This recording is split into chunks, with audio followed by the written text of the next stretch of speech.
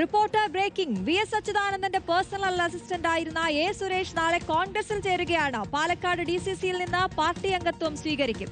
സുരേഷിനെ മത്സരിപ്പിക്കുന്നതിൽ പാർട്ടി തീരുമാനമെടുക്കും. നോബിൾ മാരിക്കാരൻ ചേരുന്നു. നോബിൾ, വിസ്മയങ്ങൾ തുടരുകയാണ്. സുരേഷ് മത്സരിക്കുമോ എന്നാണ് ഇനി അറിയാനുള്ളത്.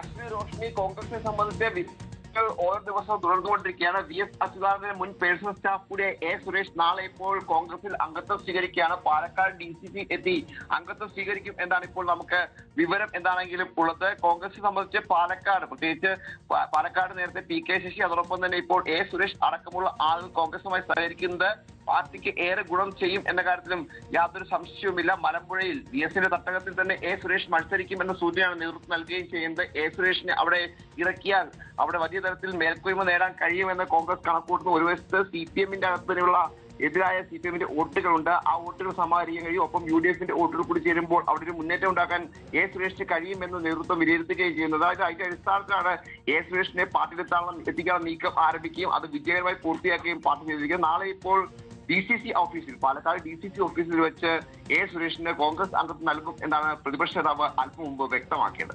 ശരി, VS-ന്റെ വലങ്കയായിരുന്ന സുരേഷ് അങ്ങനെ കോൺഗ്രസിൽ എത്തിയിരിക്കുകയാണ്. ഈ തെരഞ്ഞെടുപ്പ് കാലത്ത് മത്സരിക്കുമോ എന്നുള്ളത് നമുക്ക് നോക്കി തന്നെ അറിയാം.